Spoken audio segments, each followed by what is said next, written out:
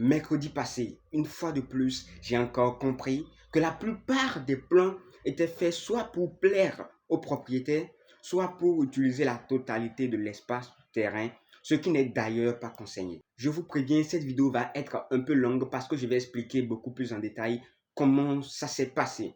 Mercredi passé, au terme à l'issue de la vidéo que j'avais postée sur comment rendre une maison fluide, un monsieur m'a contacté, m'a dit qu'il aimerait que je l'aide à analyser son plan. J'ai dit avec plaisir. Je lui ai transféré mon numéro WhatsApp et il m'a contacté par WhatsApp.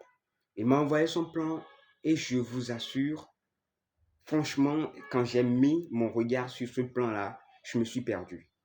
Je me suis perdu pas parce que le plan était tellement complexe, mais parce qu'il n'y avait aucune, il n'y avait pas vraiment de logique dans ce plan-là. Les pièces avaient été entassées les unes sur les autres. Et immédiatement là, j'ai su que ce plan-là avait été conçu par une personne lambda, pas par un concepteur architectural, ni par un architecte. Peut-être même pas un technicien supérieur en génie civil, parce que généralement les techniciens également conçoivent les plans, mais généralement beaucoup ignorent certaines règles concernant la conception de plans architecturaux, concernant la conception de plans de maison. Ils sont généralement beaucoup plus formés dans la conception des plans de structure et tout ce qui va avec, mais conception de plans architectural, ils ignorent énormément de règles là-dedans. Alors là, je prends du recul et je me dis, bon, analysons pas à pas. Et là, je prends du recul, je regarde le plan et je vois que la circulation allait être complètement bâclée. La circulation au niveau du rez-de-chaussée était bâclée.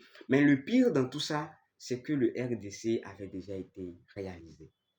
Le rez-de-chaussée avait déjà été réalisé. Au niveau du rez-de-chaussée, pratiquement aucune lumière naturelle.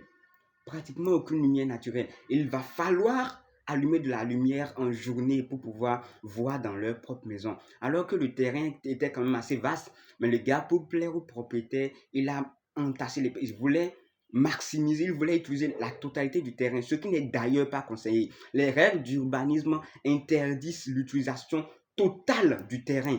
Vous ne pouvez pas utiliser la totalité, 100% de votre terrain pour construire. Impossible. Et pour 4 chambres, laissez-moi vous dire, pour 4 chambres, il y avait simplement une salle de bain prévue. Pour 4 chambres.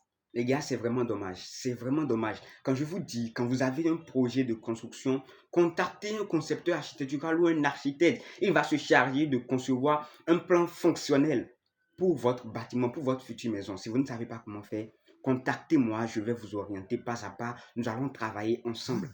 C'est beaucoup mieux, sinon vous allez le regretter, je vous le promets.